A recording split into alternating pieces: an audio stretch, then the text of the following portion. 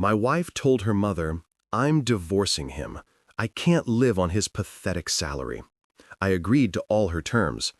A month later, her lawyer called her, his voice shaking. "Why didn't you tell me about this?"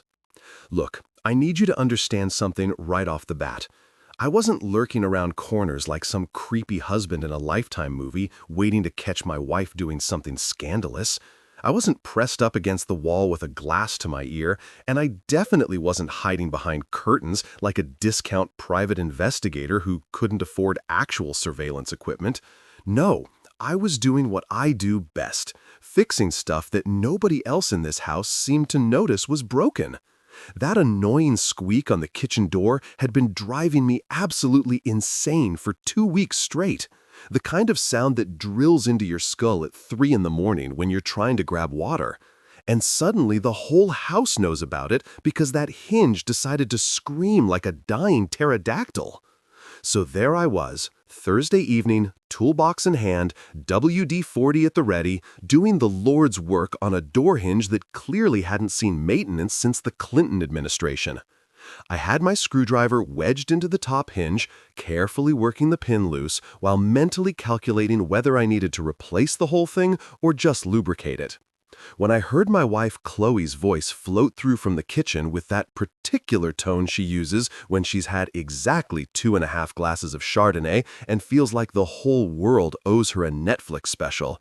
You know that voice, the one that's just a little too loud, a little too confident, the kind that makes you wonder if she forgot other people have ears. And then, like a grenade rolling across a tile floor, she dropped it. "I'm divorcing him, Mom. I seriously can't live on his pathetic salary anymore. I'm done pretending I'm okay with this mediocre life." I froze. Not in the dramatic movie way where everything goes slow motion and sad piano music starts playing. More like the way you freeze when you accidentally step on a Lego in the dark and your brain needs a second to process the audacity of the pain. My hand was still on the screwdriver. My body was still crouched by that door, but my entire mental operating system just blue-screened and needed to reboot.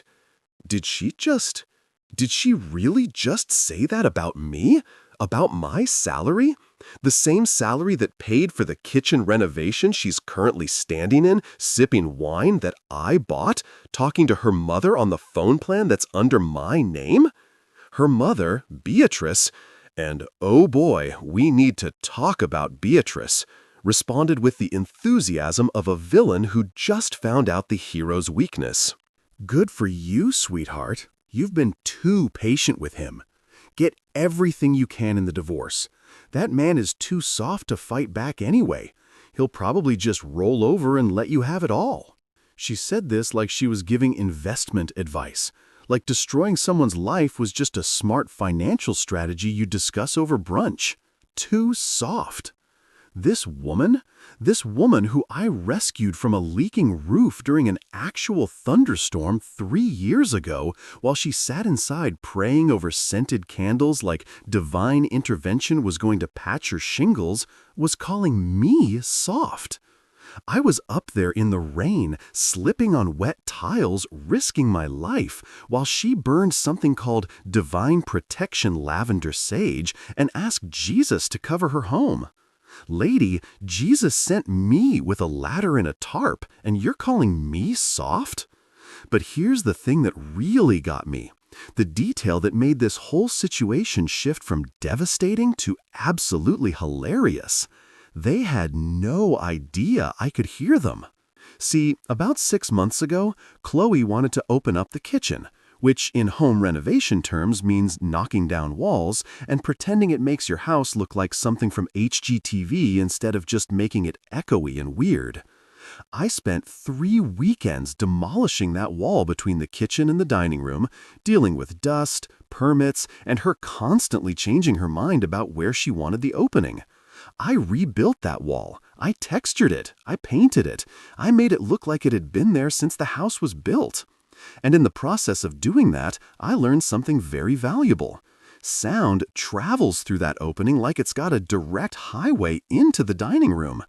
Every word spoken in that kitchen might as well be broadcast on stadium speakers.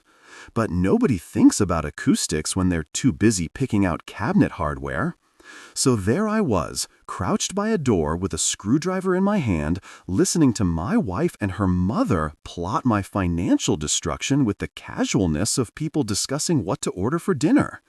Chloe laughed, actually laughed, and said, "He won't even see it coming. He's so busy being the nice guy and fixing things that he doesn't pay attention to what actually matters. I've already talked to a lawyer, Mom. We're going to take him for everything." The way she said "nice guy" made it sound like a terminal disease, like being decent was somehow the stupidest thing a person could be. Beatrice cackled, and I mean actually cackled like she was stirring a cauldron, and replied, "That's my girl. You deserve a real life, not this starter marriage nonsense. Get the house, get alimony, and find yourself a real man with a real career." A real career?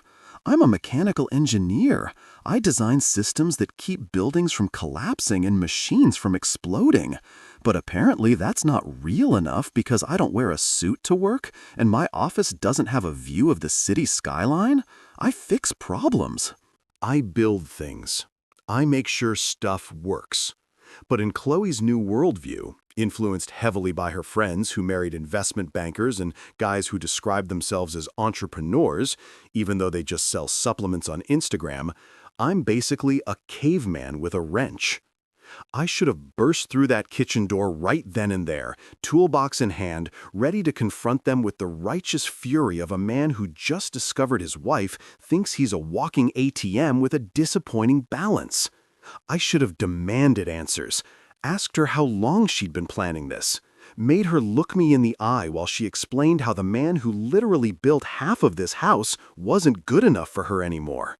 But I didn't. You know why? Because I'm not soft. I'm strategic.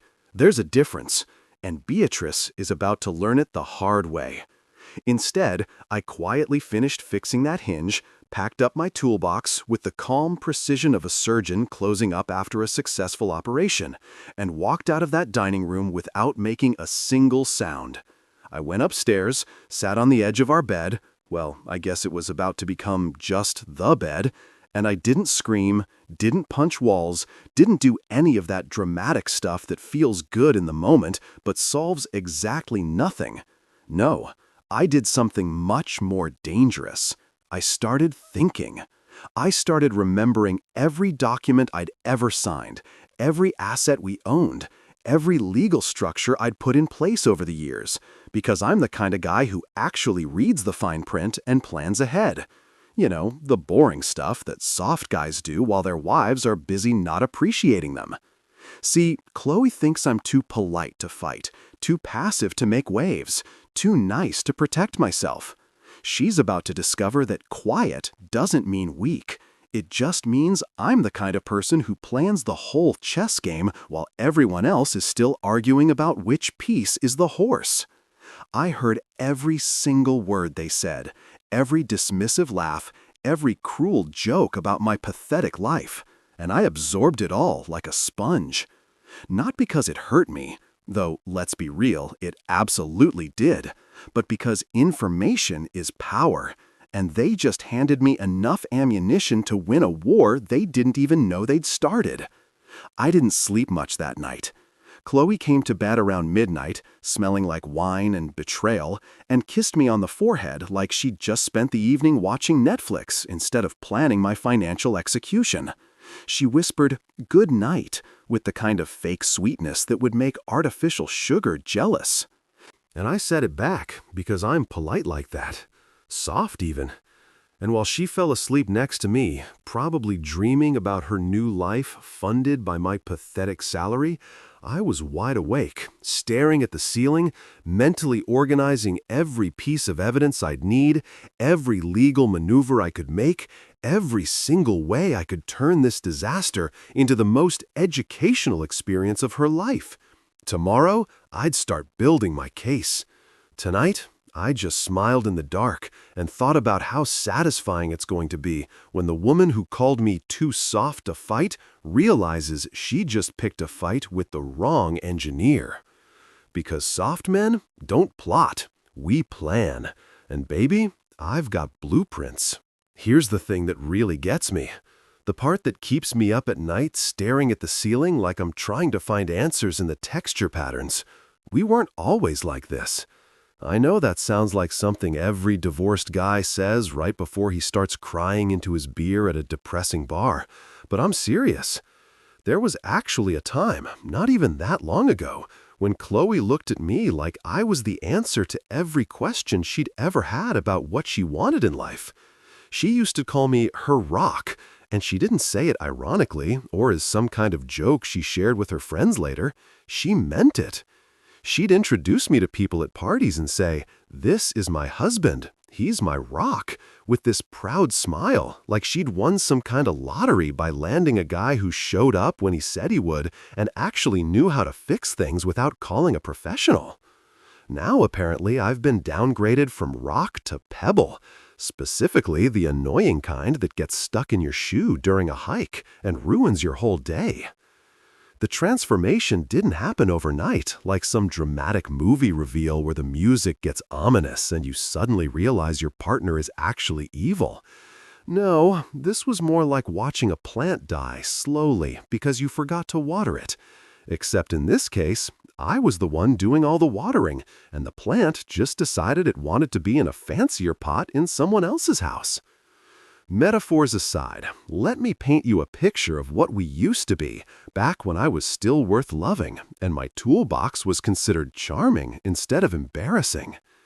3 years ago, back when we'd only been married for about a year, and everything still had that new relationship smell, Chloe used to iron my shirts every Sunday evening while humming Ed Sheeran songs. I'm talking the whole domestic fantasy. She'd set up the ironing board in the living room, put on one of those sappy playlists, and actually iron my work shirts with this little smile on her face, like she was doing something meaningful. I'd watch her from the couch, usually pretending to read something, but really just observing this woman who seemed genuinely happy to be doing something nice for me. And I'd think, man, I really lucked out. She'd fold each shirt perfectly, hang them in my closet, organized by color, and sometimes she'd spray them with this cologne she bought me because she said it made me smell like success and sandalwood, which I'm pretty sure was just marketing copy from the bottle, but I appreciated the sentiment. She used to say she loved my simple mechanical engineer energy, which at the time I thought was a compliment. She'd brag to her friends about how I could fix anything, how I understood how stuff worked, how I was the kind of guy who read instruction manuals for fun and actually enjoyed organizing the garage. Her friend Sophia once had a kitchen disaster, something with her garbage disposal that was making sounds like it was summoning demons. And Chloe volunteered my services with this proud enthusiasm, like she was lending out a celebrity. I spent 2 hours at Sophia's house fixing her plumbing, while Chloe stood there telling everyone who'd listen that her husband was so handy and smart, and I felt like a superhero in cargo pants. Those were good days, simple days, days when being competent and reliable were apparently attractive qualities instead of whatever they are now. But then something shifted, and I can pinpoint almost exactly when it happened. Her friend group started changing. Or maybe they didn't change and I just started noticing what they'd always been. Sophia married some hotshot corporate lawyer who wore those expensive suits that look uncomfortable but cost more than my car payment. Her other friend Isabella landed a guy who claimed to be a tech entrepreneur, which, as far as I could tell, meant he had money from somewhere, but nobody could really explain what he actually did all day besides post motivational quotes on LinkedIn. Then there was Natalie, who married a doctor, specifically a dermatologist, who drove a Tesla and had strong opinions about wine regions. Suddenly, every girls' night out turned into a competition about whose husband was more successful, whose house was bigger, whose vacation photos made other people feel worse about their lives. And just like that, my toolbox went from sexy to sad. The same skills that used to make Chloe proud started making her embarrassed. She stopped telling people what I did for work unless directly asked. And even then, she'd say it quickly like she was trying to get through an unpleasant obligation. "He's an engineer," she'd say, with the same enthusiasm most people use to describe their dental cleaning appointments. No more details, no more bragging about the projects I worked on, no more proud wife energy. Meanwhile, Isabella would go on for 20 minutes about her husband's latest business venture that sounded suspiciously like a pyramid scheme, and everyone would nod along like he was Elon Musk. I tried, though. God, I really tried to keep up with this new version of what Chloe wanted from life. I bought her flowers, the nice ones from the actual florist, not the gas station bouquets, because I'm not a complete idiot. I'd come home with roses or lilies or whatever the florist lady recommended that week, and Chloe would smile and say thank you. But it was the kind of smile you give when someone gives you a gift card to a restaurant you don't really like. Polite, but hollow. What she actually wanted was a Range Rover, not a practical car, not something with good gas mileage, but specifically a Range Rover, because apparently that's what Natalie drove, and now it was the minimum acceptable vehicle for someone who took themselves seriously. Her friends started taking these elaborate yacht trips. Well, I say yacht trips, but I'm pretty sure at least 2 of them were just large boats that got called yachts for Instagram purposes. They'd post pictures in matching white outfits, drinking champagne on the deck, tagging each other with captions like #blessed and #living our best lives.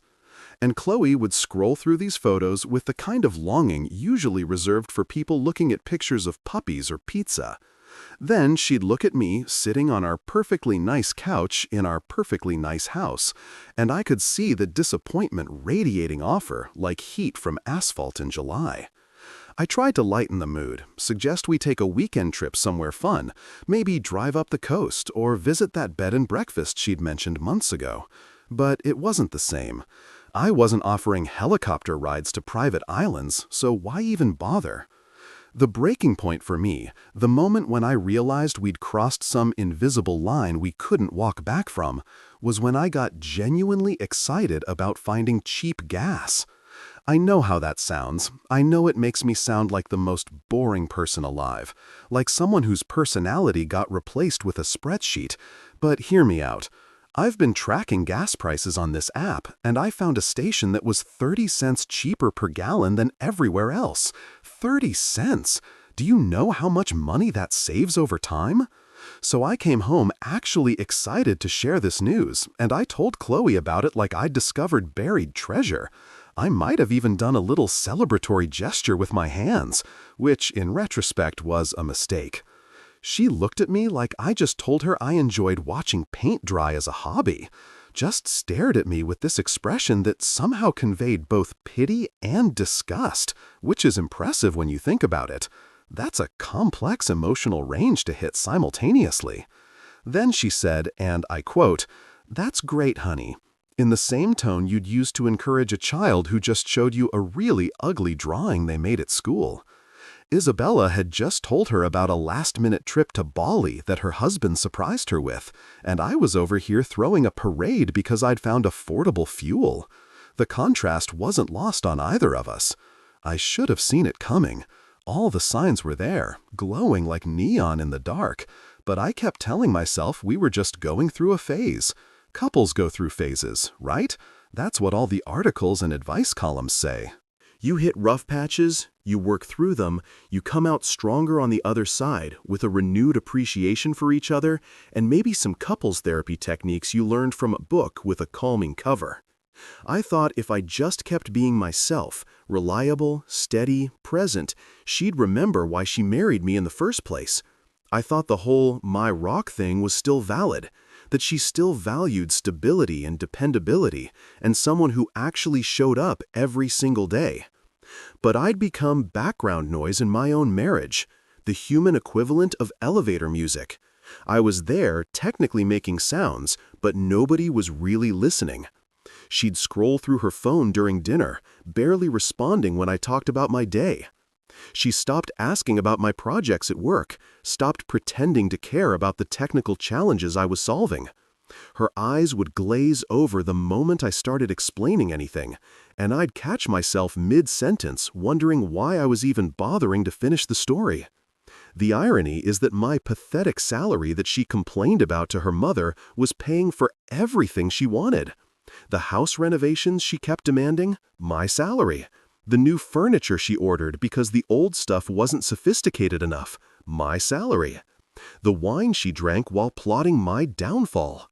You guessed it, funded by the same paycheck she found so disappointing. But none of that mattered because her friends' husbands made more, had more, posted more, and therefore were worth more as human beings according to whatever twisted metric she was using to measure value. I smiled through all of it because therapy costs money and sarcasm is free. Every dismissive comment, every eye roll when I suggested something that didn't cost a fortune.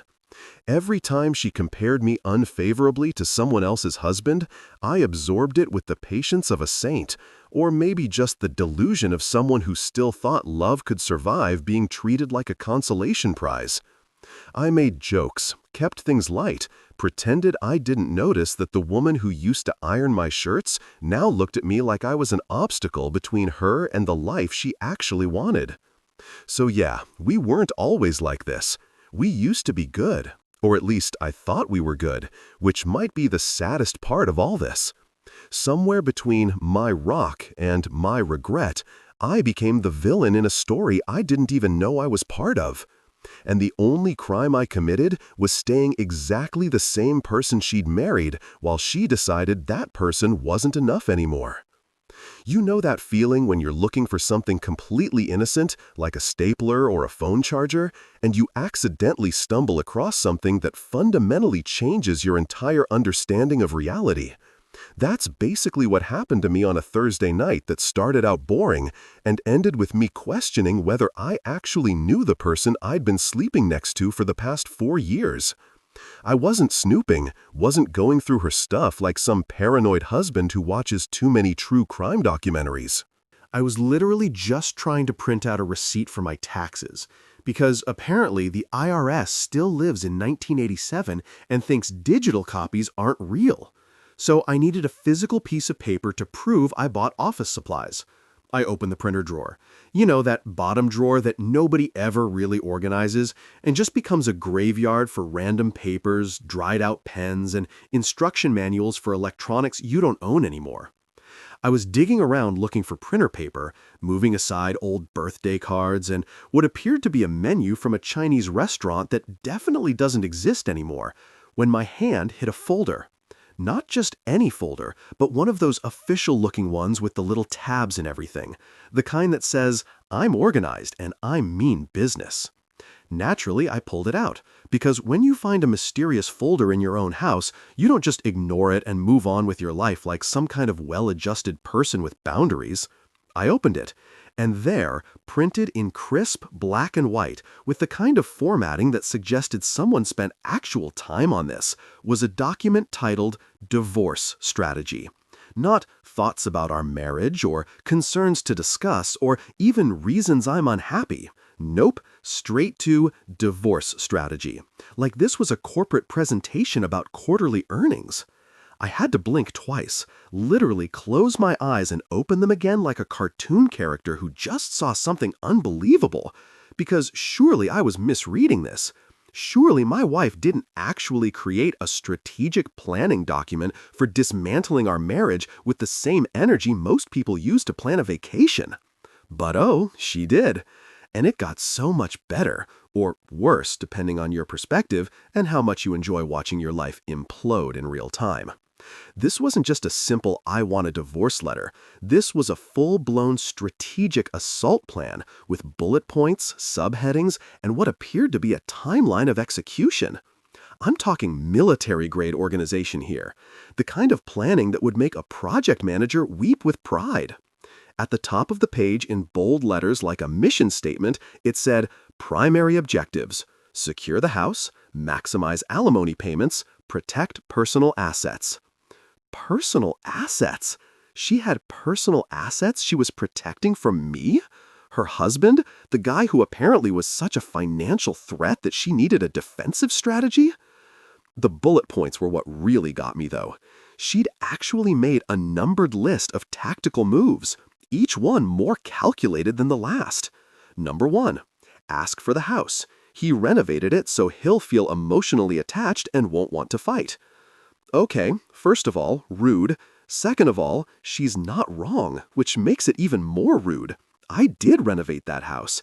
I spent weekends covered in drywall dust and paint, restructured the entire kitchen layout, fixed plumbing issues that the previous owner had ignored for probably a decade, and turned that place from a dated disaster into something actually nice.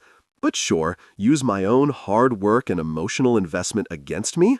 That's totally fair play in the game of marital destruction. Number 2 on her little list, demand alimony. Emphasize lifestyle maintained during marriage. Downplay earning potential. This one made me laugh. That bitter kind of laugh that comes out when you're too shocked to cry and too angry to scream. She was planning to pretend she couldn't support herself, that she'd somehow become dependent on my pathetic salary.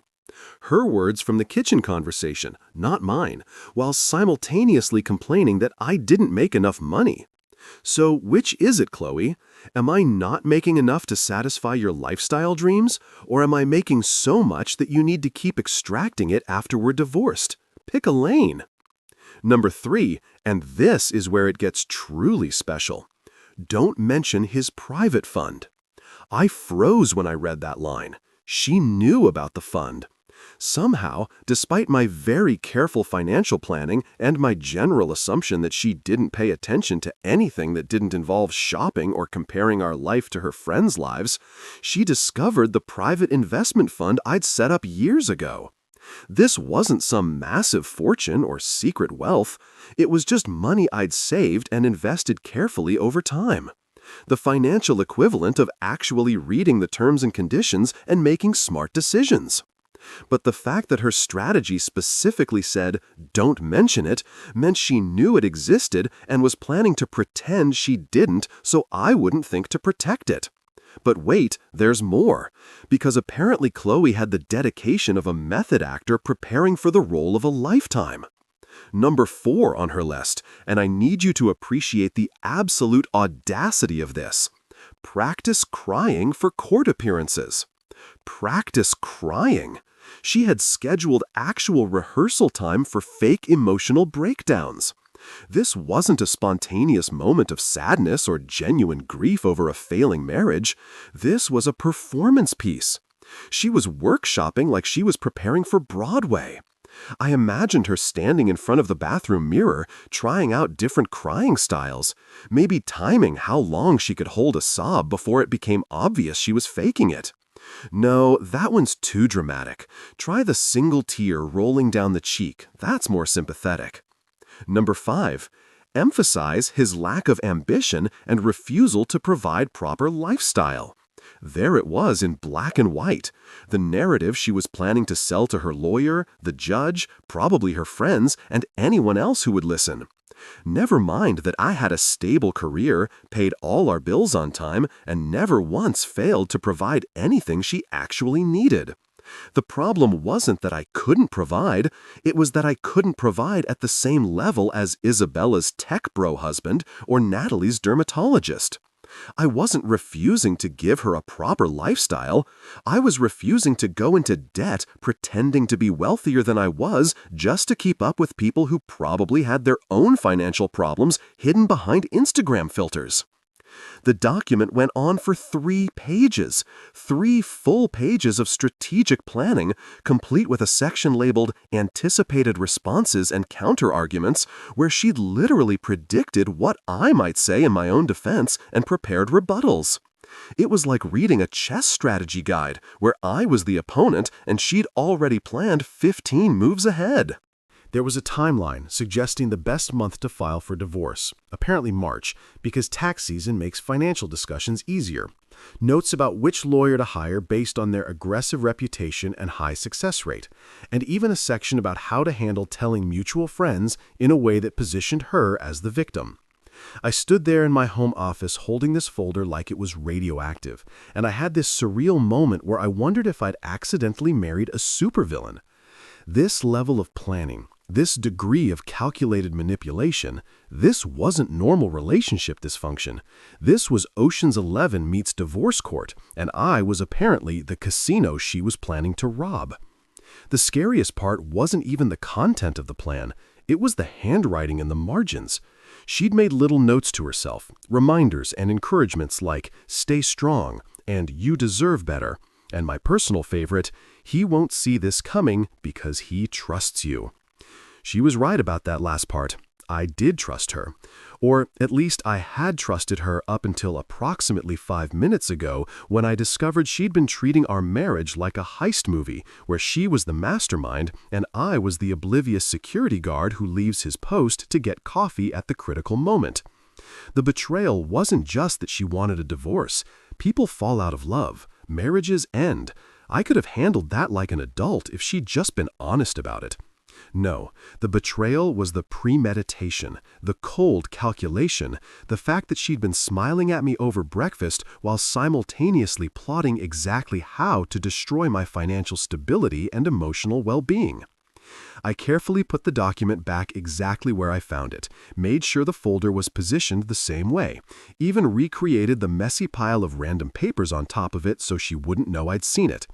My hands were shaking, not from fear, but from the adrenaline rush you get when you suddenly realize you're in a fight you didn't know you'd entered and you need to start swinging or you're going to get knocked out. She thought I wouldn't notice. She genuinely believed that I was so oblivious, so trusting, so pathetically devoted that I'd never go looking in printer drawers or question why she suddenly seemed happier or notice that she was documenting our marriage like it was evidence for a trial. Here's what Chloe didn't know about me, though. The things she'd fundamentally misunderstood about the man she married. Just because I'm quiet doesn't mean I'm stupid. Just because I'm patient doesn't mean I'm passive. And just because I spent our marriage being kind and accommodating doesn't mean I can't recognize when someone's treating me like a mark in a con game. She wanted to play strategic chess. Fine, but she forgot that engineers are literally trained to solve complex problems, anticipate failures, and build systems that can withstand unexpected stress. She brought a bullet-pointed list to what was about to become a strategic war, and I was about to show her that amateurs plan operations while professionals plan campaigns. I didn't confront her that night. I didn't storm into the living room waving the document and demanding explanations like some dramatic hero in a soap opera. No, I did something much more dangerous. I went back to acting completely normal. I printed my tax receipt like that's what I'd come into the office to do. I walked out, I made dinner, I asked Chloe about her day with the same casual interest I always had. She had no idea that while she was talking about some drama with her friend group, I was mentally running through everything I knew about asset protection, legal trusts, and exactly how to turn her own strategy against her. That night, lying in bed while she slept peacefully next to me, probably dreaming about her post-divorce life funded by my alimony payments, I stared at the ceiling and smiled in the dark. She'd said I wouldn't see it coming because I trusted her, but she was wrong about one critical thing. I had seen it coming the moment I overheard that kitchen conversation. This document just confirmed what I already knew and gave me the blueprint to her entire plan. She thought she was playing chess while I was playing checkers, but what she didn't realize was that I'd been playing chess this whole time. I was just polite enough to let her think she was winning. So I whispered to the darkness quiet enough that she couldn't hear me. Game on, Chloe. Game on. You know what's funny about being underestimated? It gives you the kind of freedom that people who are taken seriously never get to experience. Once someone decides you're not a threat, they stop watching their back around you. They get sloppy. They say things they shouldn't say, leave evidence where they shouldn't leave it, and generally operate under the dangerous assumption that you're too dumb, too nice, or too checked out to notice what they're doing. Chloe had clearly placed me in the harmless husband category, filed me away mentally somewhere between piece of furniture and loyal golden retriever, and that misconception was about to become the most expensive mistake of her life. So I made a decision that probably would have surprised her if she'd been paying any attention. I turned invisible. Not literally, obviously, because that would require either superpowers or some serious scientific breakthrough that my mechanical engineering degree didn't cover. No, I became invisible in the way that people in relationships become invisible when the other person stops seeing them as a full human being.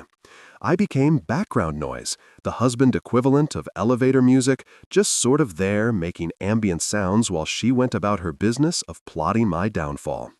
I stopped asking her about her day with any real interest. I stopped trying to engage her in meaningful conversations about our future, our problems, or anything that required her to acknowledge I had thoughts and feelings. I just smiled, nodded, and existed in the peripheral vision of her life. And let me tell you, it was liberating in the most depressing way possible. When you stop caring what someone thinks of you, when you stop trying to win their approval or fix their perception of you, you suddenly have all this mental energy to redirect toward more productive activities.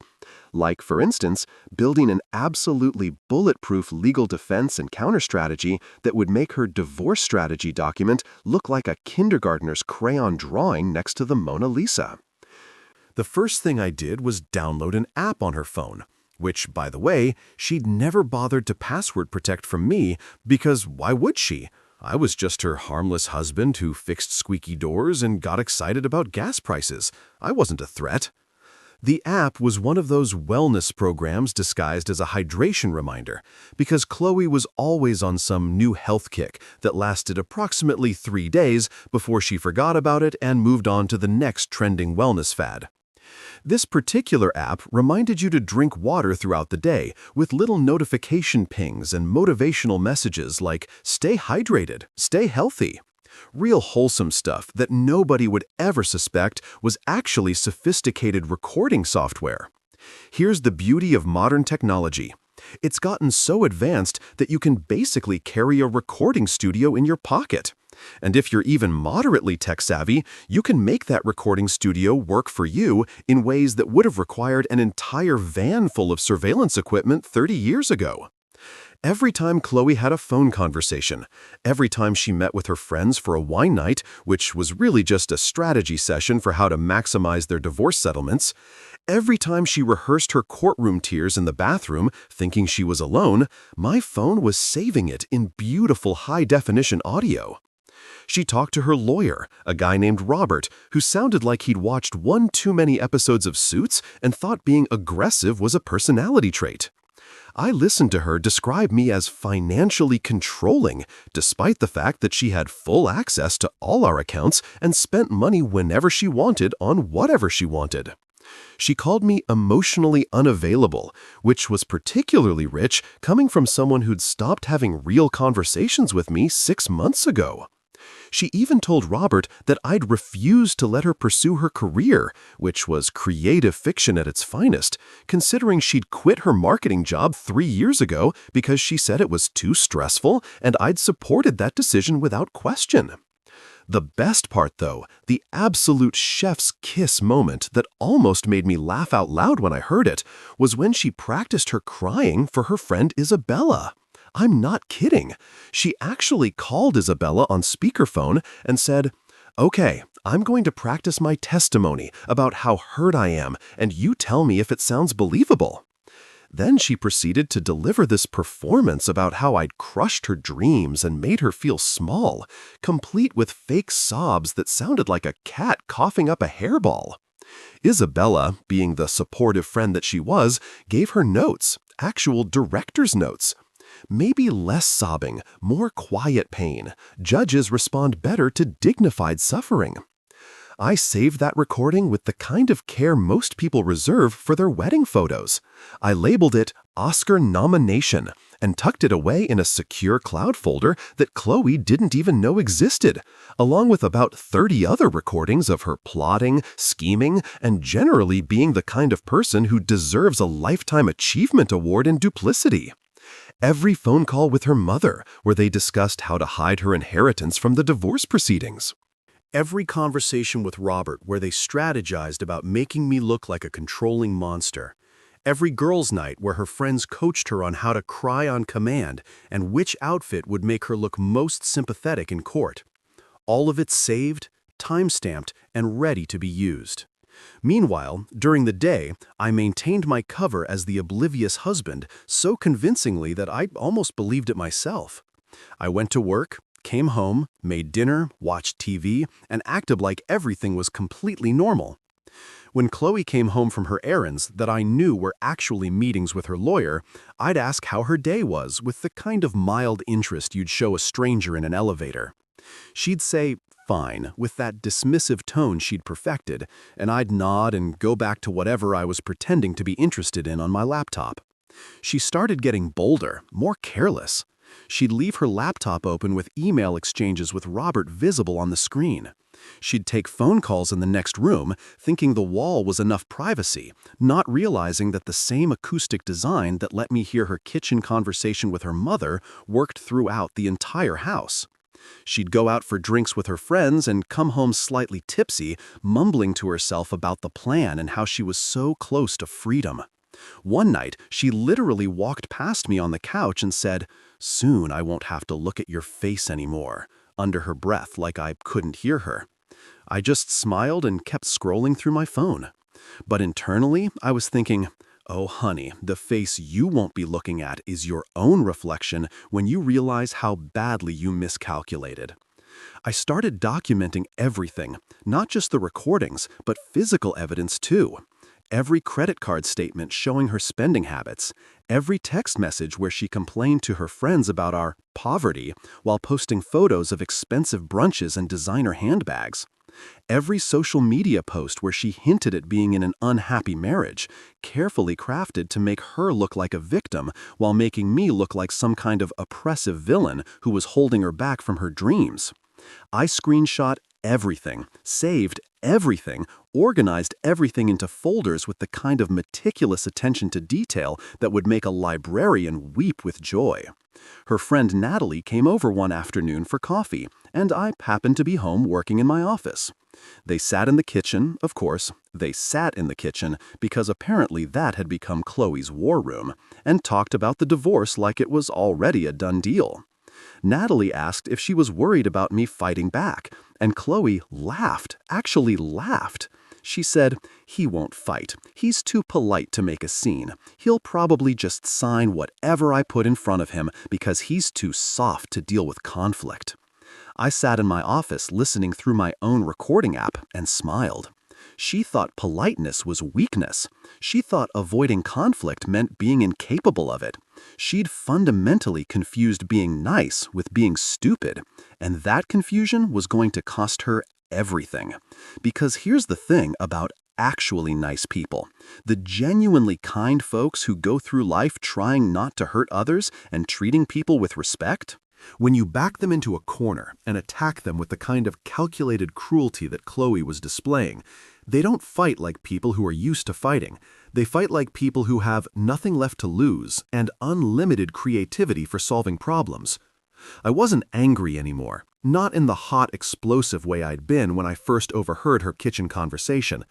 That anger had cooled into something much more dangerous, a cold, calculated determination to win. She wanted to play games. I'd show her what happens when you challenge an engineer to solve a problem. We literally get paid to find weaknesses in systems and fix them. And Chloe's entire strategy was just a system full of exploitable weaknesses. She told her friend Robert during one of their phone calls that I recorded with the dedication of a court stenographer, "He doesn't even know about the trust. I never told him about the house structure, and he's too dumb to check property records." That recording was particularly delicious because she was dead wrong on both counts. I knew exactly what the property structure was because I'd set it up. The house wasn't in our names. It was owned by a holding company I'd created years before we got married, back when I was being too careful and too paranoid. According to her, she lived in that house thinking it was marital property, thinking her name on the mortgage meant she had ownership, not understanding that the mortgage and the actual property title were two very different things. But I didn't correct her. I didn't drop hints or try to warn her that she was building her entire strategy on a foundation that didn't exist. I just let her keep talking, keep planning, keep revealing every card in her hand while I quietly stacked my own deck. She thought I was playing checkers while she played chess, but the truth was, I'd been playing three-dimensional chess this whole time, and she'd just been moving pieces around on a board that didn't matter. Every evening, I'd sit with her at dinner making small talk about nothing important, and she'd smile at me with this condescending patience, like she was counting down the days until she could finally be free of her boring husband and his pathetic salary. She'd check her phone constantly, probably texting Robert or her friends about the latest developments in Operation Divorce, and I'd pretend not to notice or care. I'd do the dishes, clean up the kitchen, maybe fix something around the house that needed attention, playing the role of the dutiful husband who had no idea his world was about to implode. The best part was how confident she got. She started talking about her post-divorce plans right in front of me, not even bothering to be subtle anymore.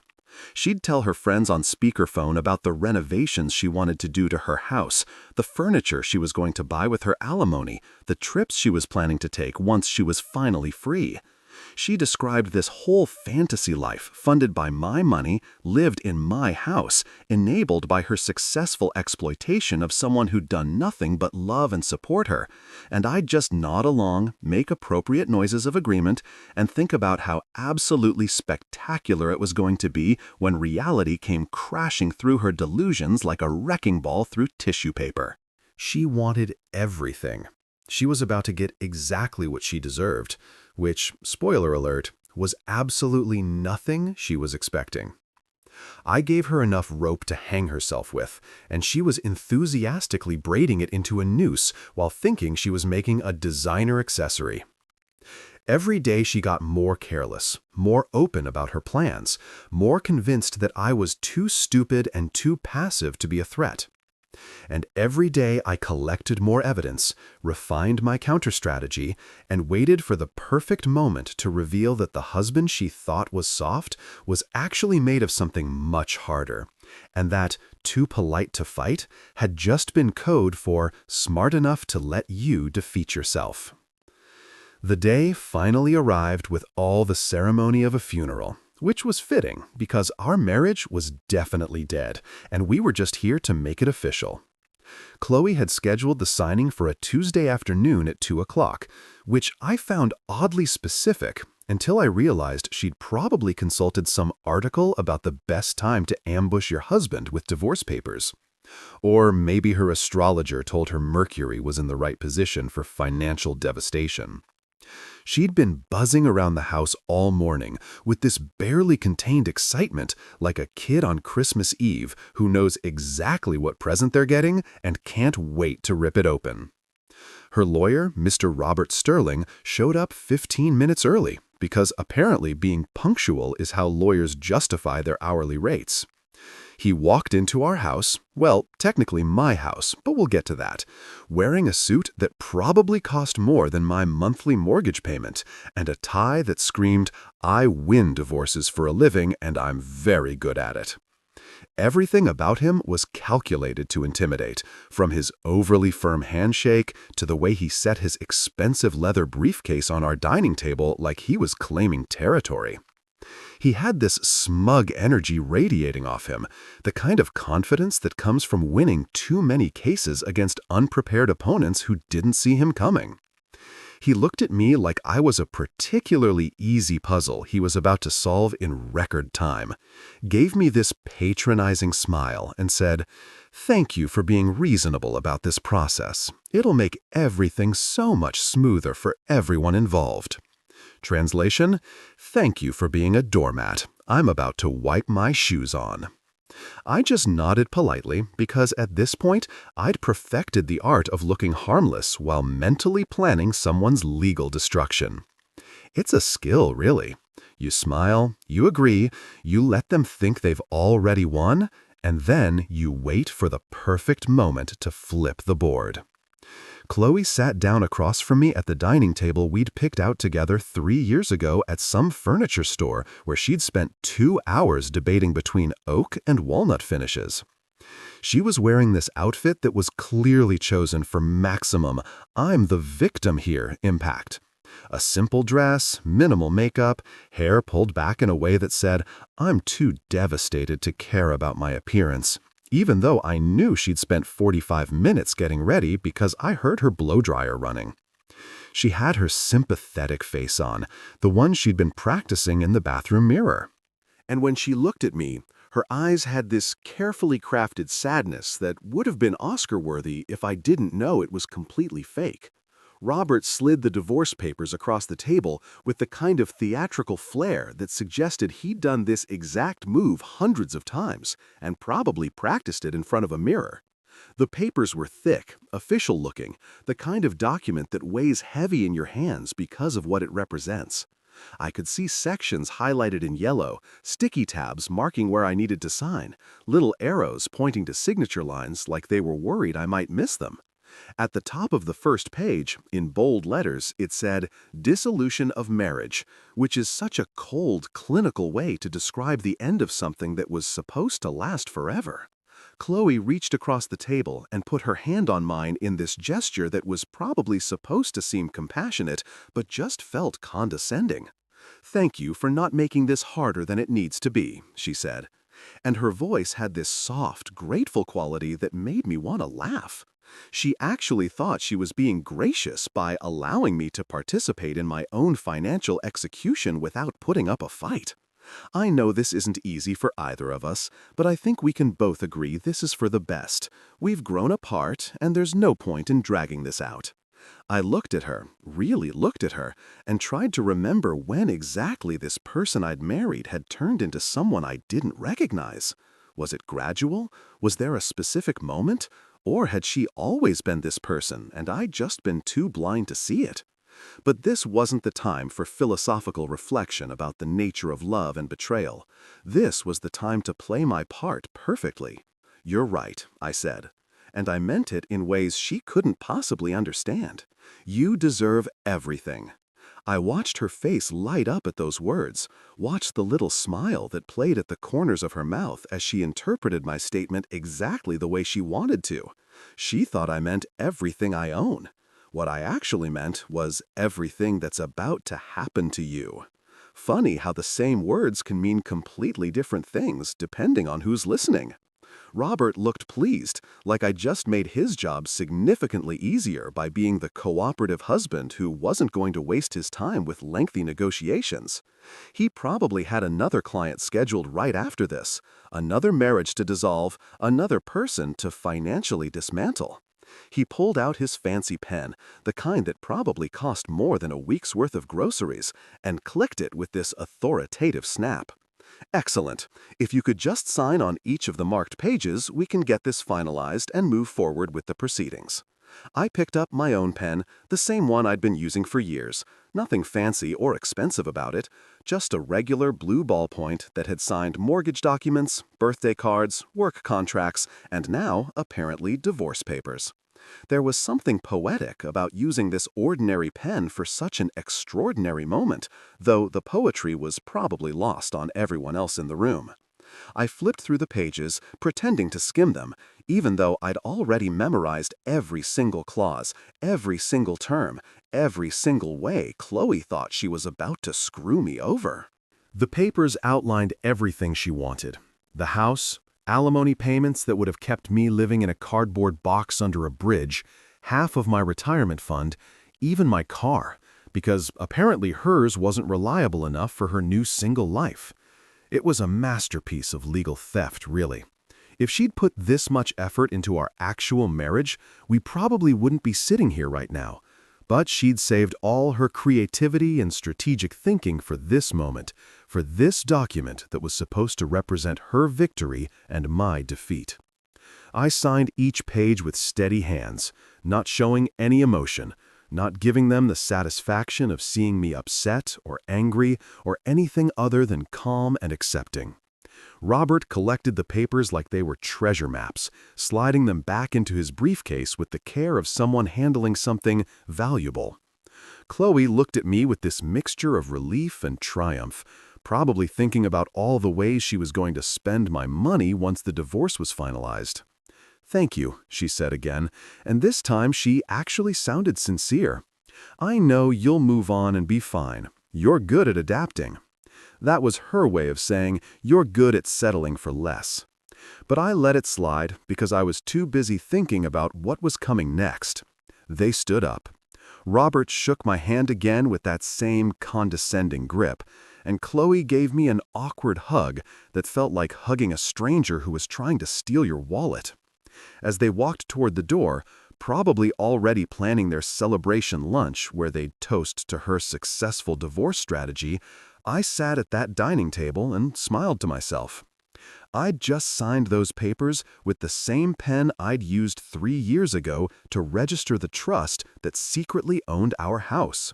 The same pen I'd used to create the shell company that held all our major assets. The same pen that had protected me from exactly this scenario long before I ever thought I'd need protection. Chloe thought she'd won. Robert thought he'd earned his fee. And I sat there knowing that the real show hadn't even started yet. They wanted everything. Well, they were about to discover that everything was a lot less than they thought. And nothing was exactly what they deserved. The papers were signed, the performance was over, and the curtain was about to rise on Act 2, the part where reality comes knocking and nobody answers the door prepared. A week after the signing ceremony that Chloe probably had marked on her calendar with little celebration emojis, she moved into what she now called her house with a kind of enthusiasm usually reserved for lottery winners or people who just found out they're getting a kidney transplant. I'd moved my stuff out into a modest apartment across town. Nothing fancy, just a basic 2-bedroom with functional appliances and neighbors who minded their own business. The kind of place that didn't scream success, but didn't whisper failure either. Perfectly designed to make Chloe think I was struggling while she was thriving. Meanwhile, she descended upon that house like a decorator possessed by the ghost of every HGTV show ever made. The transformation started immediately, and I know this because I still had access to the security cameras I'd installed 2 years ago when we had that break-in scare in the neighborhood. Funny how she never thought to ask me to remove my access, probably because in her mind I was already irrelevant, just a sad ex-husband who'd slunk away defeated. She had contractors in there within 48 hours, painting walls that didn't need painting and ripping out perfectly good fixtures because they didn't match her new aesthetic. I watched from my phone as she directed workers to paint the living room this aggressive shade of blush pink that looked like Pepto-Bismol had an identity crisis. The kitchen got new cabinet hardware, gold instead of the brushed nickel I installed, because apparently gold was more luxurious and she was done with my budget choices. Her mom, Beatrice, showed up on day 3 with a bottle of champagne that probably cost more than she should have spent, and the two of them had this whole celebration scene in the living room that would have been touching if it wasn't built on a foundation of complete delusion. I couldn't hear what they were saying through the camera feed, but I could see them toasting, laughing, Beatrice gesturing around the room like she was admiring a palace instead of a suburban 3-bedroom that was about to become a very expensive lesson in reading property documents. They looked so happy, so victorious, like they just conquered enemy territory, instead of moving into a house that legally belonged to a shell company they didn't know existed. Chloe went full influencer mode with the redecorating, posting everything on social media, like her life had suddenly become a lifestyle brand. She bought new furniture, a white sectional couch that looked like it would stain if you looked at it wrong, some abstract art pieces that probably cost a fortune and looked like something a kindergartner made during free time, and throw pillows that served no functional purpose except to be artfully arranged for photos. Every room got the Instagram treatment, strategic lighting, carefully placed plants that she'd definitely kill within a month, and those wooden signs with inspirational quotes like, "She believed she could, so she did," and "New beginnings start here." The master bedroom, the same room where we'd slept together for 3 years, got completely purged of any evidence I'd ever existed. She replaced the bedding with something fluffy and white that looked impossible to keep clean, hung sheer curtains that let in too much morning light, and installed this ridiculous chandelier that was way too fancy for a suburban bedroom.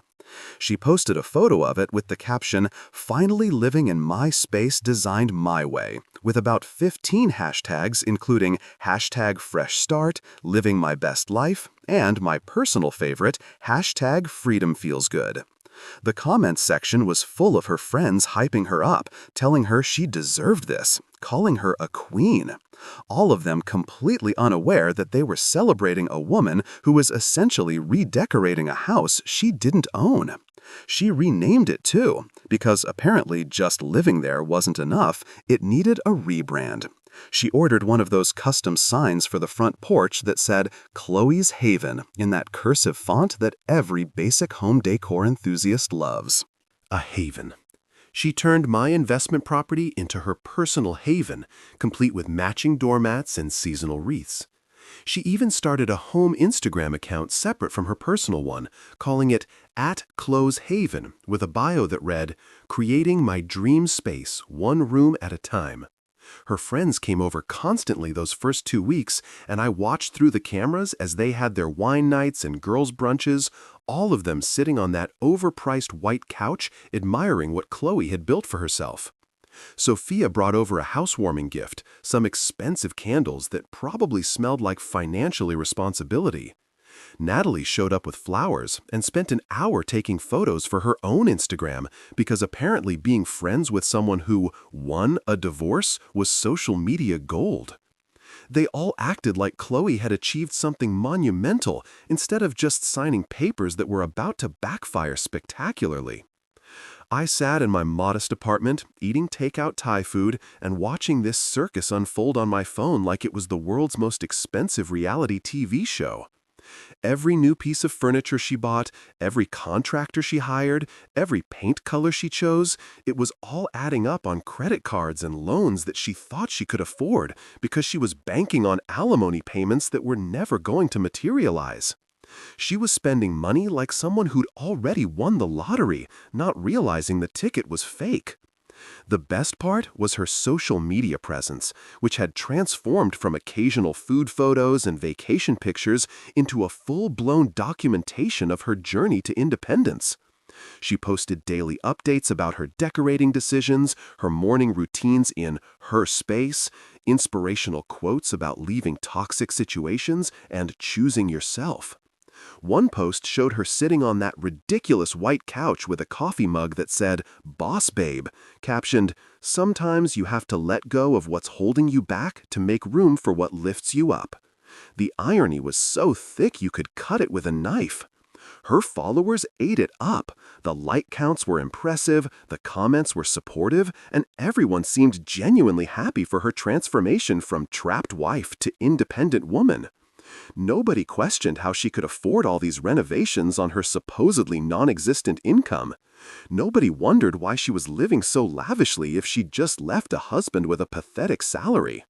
They just celebrated with her, shared her posts, and contributed to the narrative that she was thriving. Meanwhile, I was just drinking tea, literally drinking tea, not spilling it yet, and watching this whole elaborate fantasy play out. I could have stopped it at any moment, could have made a phone call to her or her lawyer and explained the situation, maybe saved her from this embarrassing performance.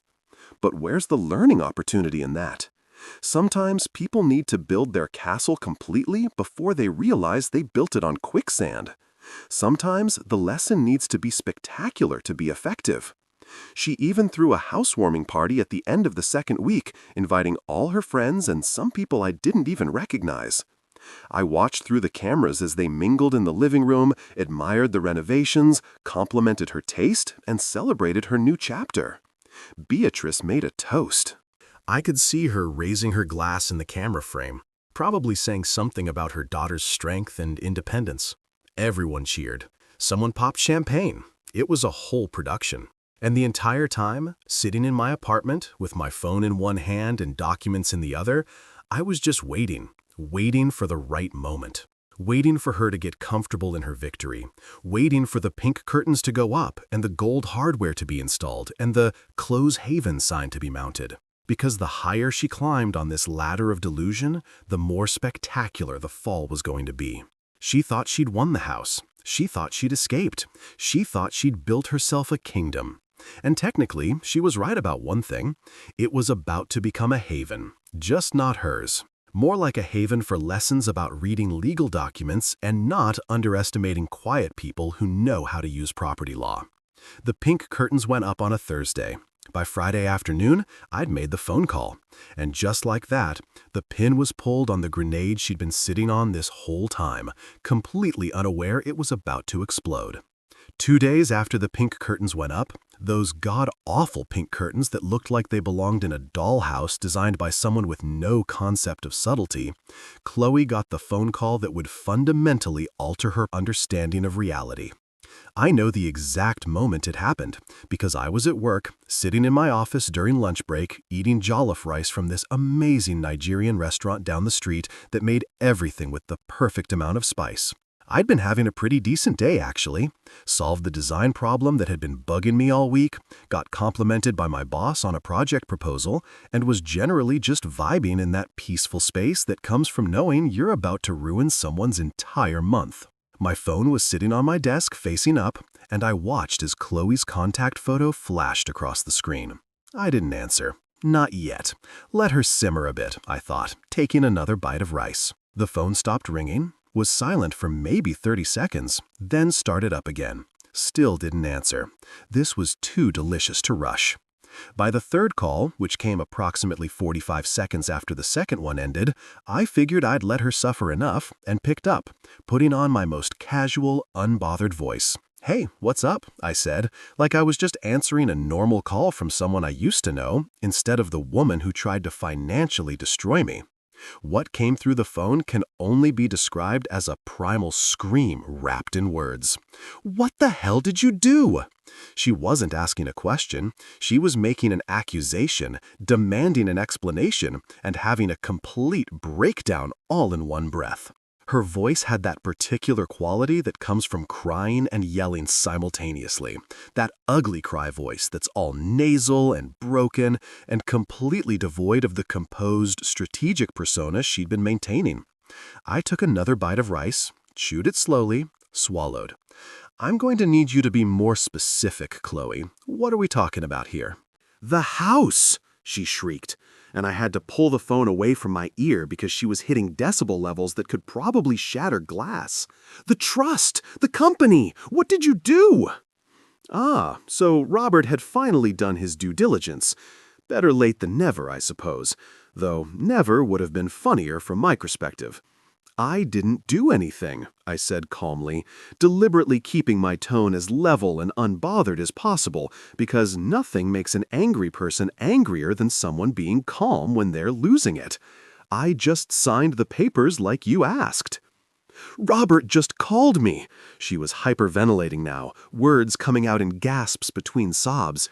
He said the house isn't in your name.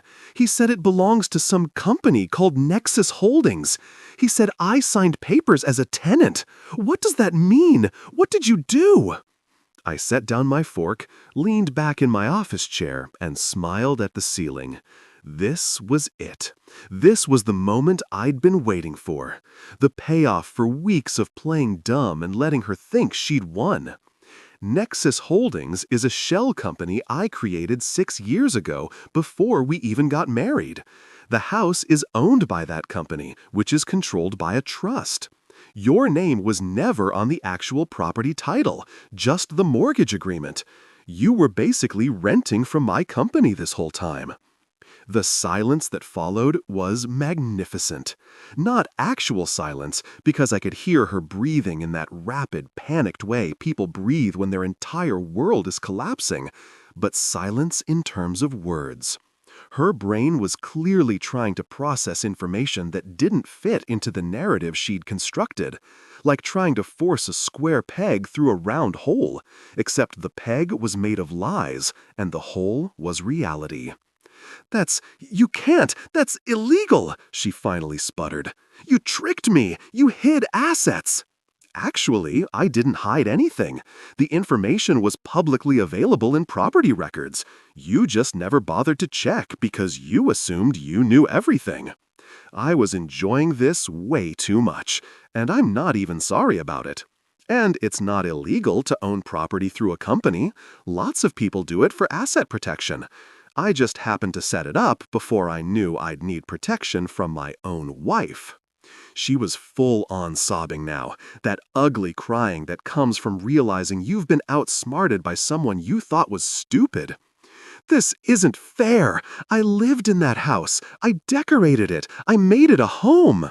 With my money, I added helpfully, on my property while planning to take everything from me. Yeah, that must be really disappointing for you. You can't do this to me.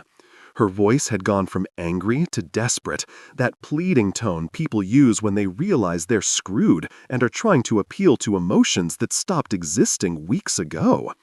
I have nowhere to go. I spent money on renovations. I had contractors, the furniture.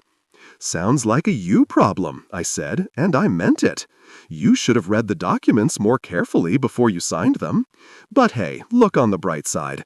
You got really good at practicing crying, so at least all that rehearsal is paying off now.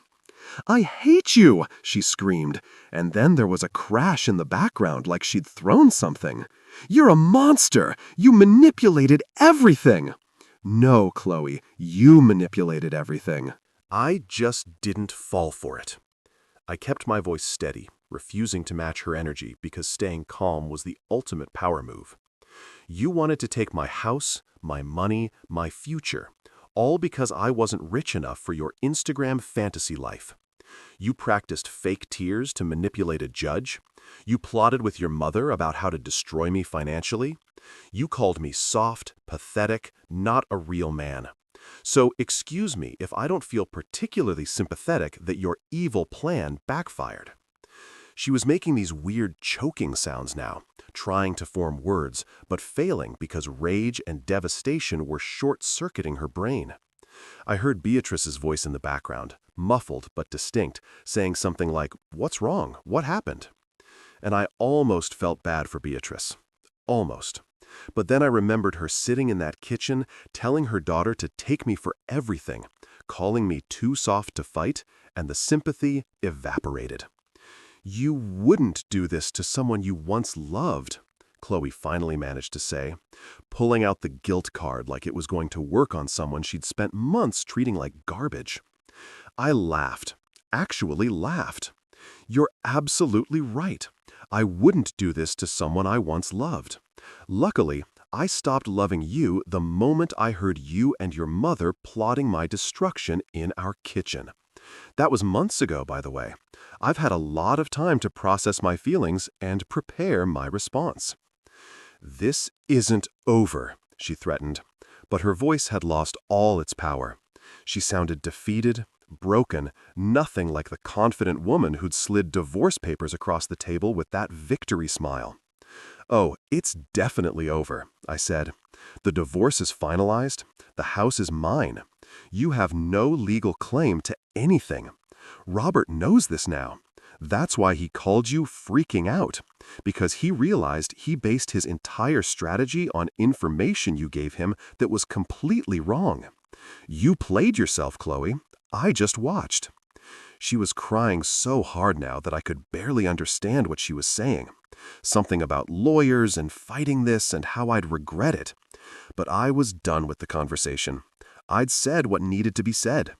Delivered the reality check she'd been avoiding. And now I had jollof rice getting cold on my desk. "Hey, Chloe," I said, cutting off her rant mid-sentence. "Remember when you said I was too polite to fight? How's that working out for you?" And then I hung up. Just pressed the end call button mid-breakdown, cutting off her sob with the digital finality of a phone disconnecting. My screen went black, showing my reflection, and I was smiling. Not a cruel smile, not an evil villain smile, just the satisfied smile of someone who just won a game they never wanted to play, but played anyway and dominated completely. I picked up my fork, took another bite of jollof rice, and thought about how quiet victories taste better than any meal ever could. She wanted drama, wanted a big confrontation, wanted me to feel bad or guilty or conflicted, but I just felt relief. Relief that I'd never have to deal with her manipulation again. Relief that justice, for once, actually showed up on time. My phone buzzed with a text. It was from her. Multiple texts, actually, coming in rapid succession. All caps, lots of exclamation points. The digital equivalent of a breakdown. I didn't read them. Just silenced her number and went back to my lunch. Because some conversations deserve to end mid-sentence, and some people deserve to scream into the void where nobody's listening anymore. Chloe's first instinct after realizing she'd been completely outmaneuvered wasn't to quietly accept defeat and learn from her mistakes like a mature adult. No, that would have required self-awareness and humility, two qualities she'd apparently never developed. Instead, she did what every modern person does when reality doesn't cooperate with their narrative. She took to social media to play the victim. Within hours of our phone call, her Instagram and Facebook accounts erupted with posts that would have made a soap opera writer say, "Tone it down a bit." The first post appeared around dinner time. A black and white photo of her sitting on that expensive white couch looking contemplative and sad, staring off into the distance like she was in a perfume commercial for a fragrance called Betrayal. The caption read, "Sometimes the people you trust most are the ones who hurt you deepest. Never trust a man who smiles while you cry. Hashtag lessons learned the hard way. Hashtag betrayed. Hashtag trust issues. Hashtag stronger than ever." The comment section immediately filled up with her friends offering support, posting heart emojis, and "you deserve better queen" messages. All of them completely unaware of the actual story. I watched this unfold from my apartment with the kind of detached amusement you get from watching a movie where you already know the ending. She was trying to control the narrative, paint herself as the wounded party, the innocent victim of a conniving husband who'd somehow wronged her. Sophia commented, "He never deserved you anyway, babe." And Natalie added, "Men are trash. You're going to get through this." Even Beatrice joined in with, "My daughter is a survivor," which was particularly rich coming from someone who'd actively encouraged the whole scheme. For about 6 hours, it worked. Her post got hundreds of likes, dozens of supportive comments, shares from friends who thought they were supporting someone going through a tough divorce. She posted a few more in quick succession, inspirational quotes about phoenixes rising from ashes, photos of herself looking brave and resilient, even a video of her doing yoga in the living room with a caption about finding inner peace despite chaos. It was a whole PR campaign designed to make her look sympathetic and me look like a monster. But here's the thing about trying to rewrite history in the age of technology. Someone always has receipts. And I had recordings, lots of them. Particularly one very special recording that I'd been saving for exactly this kind of situation. The one where she practiced her fake crying with Isabella, complete with director's notes about making it more dignified suffering instead of ugly sobbing. I debated whether to release it, whether stooping to her level was worth it. But then I remembered something important. Sometimes people need to face the consequences of their actions, and sometimes those consequences need to be public. I didn't post it. That would have been too obvious, too aggressive, and honestly beneath me. Instead, I sent it to exactly 3 people: Isabella, Natalie, and one mutual friend named David, who I knew couldn't keep a secret if his life depended on it, and loved drama more than he loved breathing. I sent it with no context, no explanation, just the audio file labeled Chloe_practice_.mp3, and let nature take its course. David posted it within an hour. Not the whole thing, just a carefully edited clip that captured the essence. Chloe saying, "Okay, I'm going to practice my testimony about how hurt I am. You tell me if it sounds believable." Followed by her theatrical sobbing, followed by Isabella's critique about needing more quiet pain. He posted it on his Instagram story with the caption, "When you find out your friend's divorce drama is actually an audition," and tagged Chloe without thinking about the consequences because David lived for chaos. The story spread like wildfire through their social circle. Within 2 hours, I watched as the supportive comments on Chloe's posts started changing tone. The heart emojis disappeared. The "You Go Girl" messages stopped. Instead, people started asking questions. Wait, is this real? Did you actually practice crying? So you lied about everything? Some people deleted their supportive comments entirely, probably embarrassed they'd been fooled. Others left their comments up but added new ones, expressing disappointment or confusion. Chloe tried damage control, posting a long explanation about how the audio was taken out of context and manipulated, and that I was weaponizing private conversations to make her look bad. But the problem with claiming something is out of context is that people wanted the full context.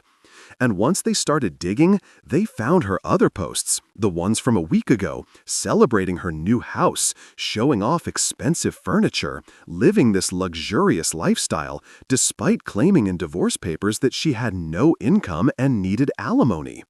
The math wasn't mathing, as the kids say, and people noticed. Isabella, to her credit, or maybe her shame, went completely silent on social media.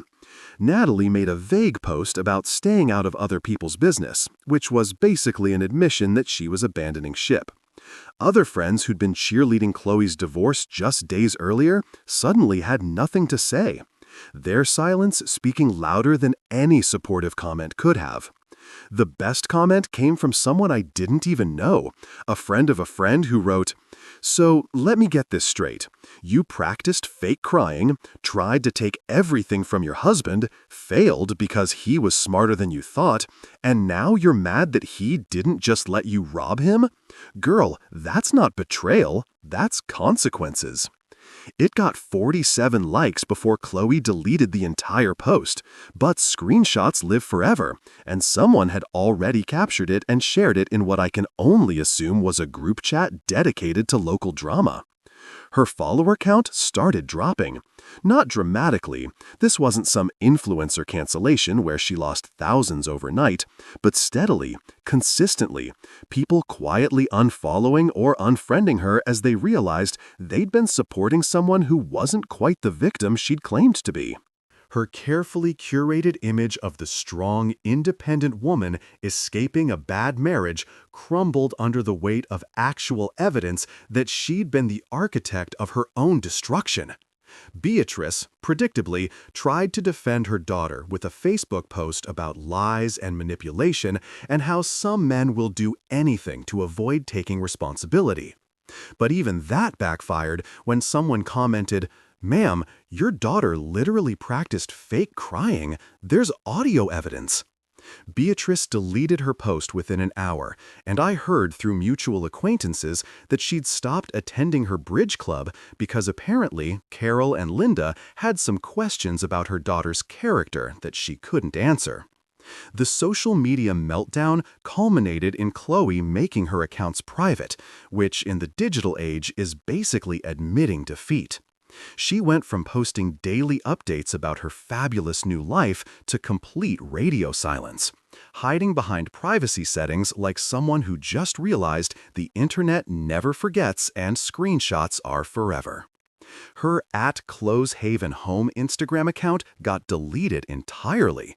All those carefully staged photos of her pink paradise vanishing as if they'd never existed.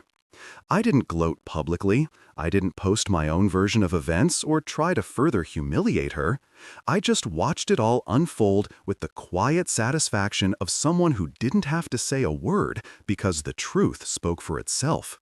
Sometimes karma doesn't need your help, it just needs a little audio file and a friend named David who can't resist good drama. My own social media remained unchanged, still just occasional photos of food, work projects, random thoughts about sports or movies. I didn't mention the divorce, didn't reference Chloe, didn't play the victim or the victor. I just existed, living my life while hers imploded in real time for everyone to see. Because here's the thing about being genuinely wronged versus playing the victim. When you're actually innocent, you don't need to convince anyone. The evidence speaks for itself. Meanwhile, I sat in my apartment, scrolling through the aftermath of her social media disaster while drinking coffee and thinking about starting that podcast I joked about. Soft men don't play had a nice ring to it. Maybe I'd make it about strategic thinking, or property law, or just general life lessons about not underestimating quiet people. The content practically wrote itself, and I had a feeling there'd be at least one very dedicated hate listener tuning in from behind her private account settings, learning lessons she should have learned months ago. Exactly 1 month after the divorce papers were signed, because I believe in letting things marinate properly before serving them, eviction day arrived with all the ceremony of a bank foreclosure and none of the sympathy. I'd given Chloe more than enough time to figure out her living situation, find a new place, come to terms with reality, or at least start packing. But according to my property manager, Linda, who'd been keeping me updated with the enthusiasm of someone who clearly loved drama, Chloe had done none of those things. She was still living in that house like nothing had changed, like the pink curtains and gold cabinet hardware had somehow granted her squatter's rights. I showed up at 10 in the morning on a Tuesday, driving my regular car that Chloe used to complain wasn't nice enough, wearing jeans and a button-down shirt because I didn't need a suit to reclaim my own property. Linda was already there, a professional woman in her 50s who'd been in property management for 20 years and had seen every kind of tenant drama imaginable. Next to her stood a locksmith named Joe, a guy who looked like he'd changed 1,000 locks and wasn't impressed by anyone's sob story anymore. The three of us stood on the porch under that ridiculous Chloe's Haven sign, and I have to admit, I took a moment to appreciate the irony before ringing the doorbell. Chloe answered looking like she hadn't slept in days, which she probably hadn't. Her hair was in a messy bun that wasn't the Instagram kind, more like the I've given up on life kind. She was wearing sweatpants and an old t-shirt, no makeup, eyes red and puffy from what I assumed was a combination of crying and reality finally setting in. When she saw me standing there with Linda and Joe, her face went through about 5 emotions in 2 seconds: shock, anger, disbelief, fear, and finally resignation. "You can't do this," she said, but her voice had no fight left in it. It was the verbal equivalent of a white flag, a last-ditch attempt at resistance from someone who knew they'd already lost. "Actually, I can," I replied calmly, gesturing to Linda. "This is Linda, the property manager for Nexus Holdings. You've been served eviction papers. You ignored them and your 30 days are up. We're here to reclaim the property." The inside of the house hit me like a lavender-scented slap to the face. She'd really gone all out with the renovations, and walking through rooms I used to know was like touring someone else's Pinterest board come to life. The living room with its pink walls and white furniture, the kitchen with its unnecessary gold hardware, the bedroom with that absurd chandelier, all of it was there, a monument to expensive mistakes and poor financial planning. Chloe followed us through the house like a ghost haunting her own life choices, not saying much, occasionally starting sentences that died in her throat. She tried one last guilt trip as we stood in the living room, surrounded by furniture she'd bought with money she didn't have. "You wouldn't do this to someone you once loved," she said, reusing the same line from our phone call because apparently her script needed updating. I looked at her, really looked at her, and felt absolutely nothing. No anger, no satisfaction, no residual affection, just a blank space where emotions used to be. "You're right," I said with a small smile. "I wouldn't do this to someone I once loved. Luckily, I stopped loving you months ago, right around the time you and your mother were planning my financial destruction over Chardonnay." Joe the locksmith started working on the front door, the sound of his drill cutting through the awkward silence. Linda was doing a walkthrough, documenting the unauthorized changes Chloe had made to the property, taking photos of the pink walls and expensive fixtures that would all need to be addressed. Chloe just stood there, watching her haven dissolve around her like cotton candy in the rain. "Where am I supposed to go?" she asked. And for the first time since this whole thing started, she sounded genuinely lost instead of manipulative. "I don't know, Chloe. Maybe your mom's place? The same kitchen where you planned all this?" I suggested, not unkindly, just stating the obvious. "You had a month to figure this out. You chose to spend that time redecorating and posting on Instagram instead of apartment hunting. That's a you problem." The locksmith finished with a satisfying click, holding up a new set of keys that Chloe would never have copies of. Linda handed me the keys with a professional nod. The transfer of power complete and documented. The house was officially mine again, purged of the person who tried to steal it through manipulation and legal maneuvering. As we walked toward the door, Chloe made one final attempt at salvaging something from this disaster. "The furniture," she said quickly. "At least let me take the furniture I bought." I paused, considered it for exactly 2 seconds, then shook my head. "The lease agreement you signed, the one you didn't read carefully, states that any improvements or additions to the property become part of the property. You renovated my house with your poor financial choices. Thanks for the upgrades, I guess." We stepped outside into the sunshine, leaving Chloe standing in her former haven, surrounded by pink walls and expensive mistakes. Joe changed the lock one final time, the mechanism clicking into place with the finality of a judge's gavel. Linda handed me the complete set of keys. And just like that, the house was mine again, or, as I like to call it now, poetic real estate. Justice served with a side of renovations I didn't ask for, but would eventually paint over, because pink walls weren't really my style. As we drove away, I looked in the rearview mirror and saw Chloe standing on the porch, smaller and smaller in the distance.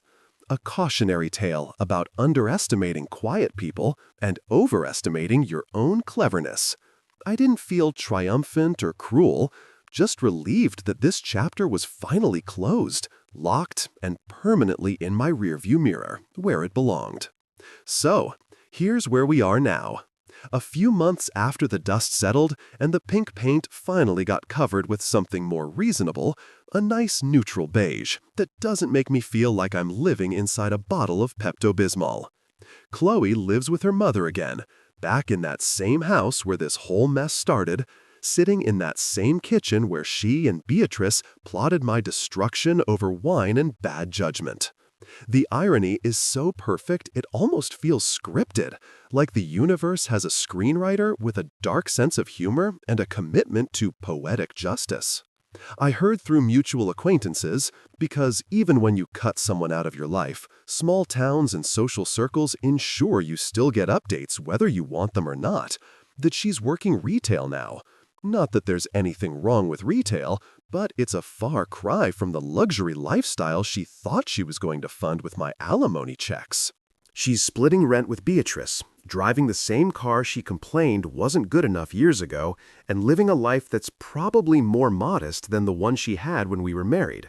The house she thought she'd won, gone. The alimony she practiced crying for, non-existent. The sympathy from friends who watched her social media meltdown evaporated like morning dew under harsh sunlight. Her mother, from what I understand, isn't doing much bragging at Bridge Club these days. Apparently, Carol and Linda have some pointed opinions about people who raise their daughters to be gold diggers and schemers. And small-town gossip has a way of sticking to people like gum on a shoe.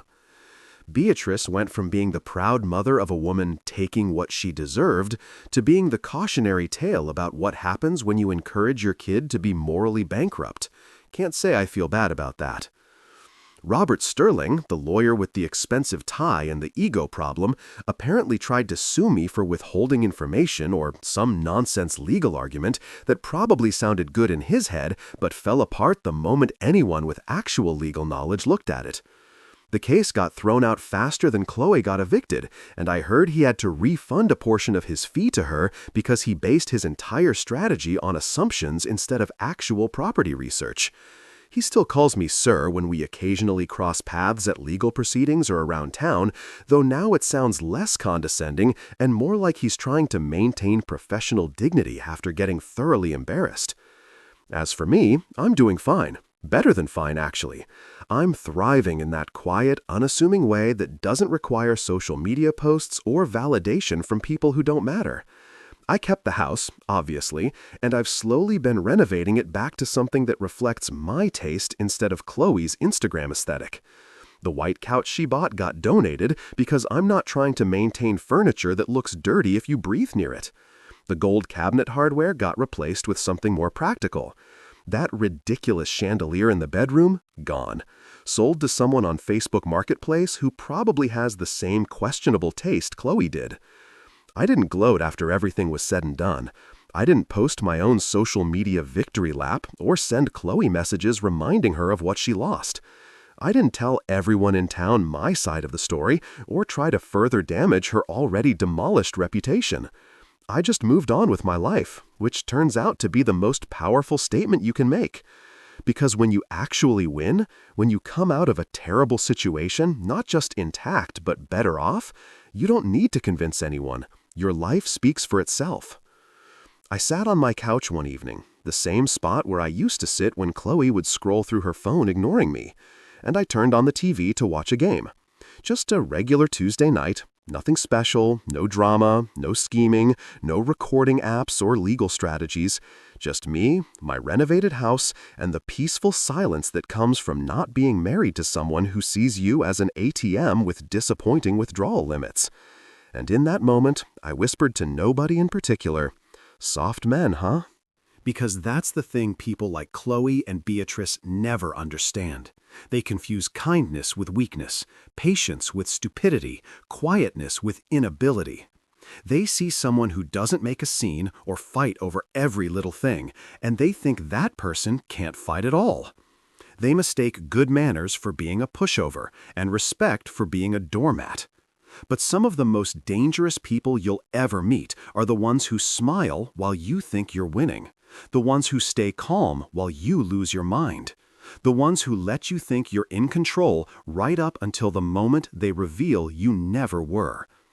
People think silence is weakness, that if you're not constantly asserting dominance or making noise or proving yourself, you must not have anything to prove.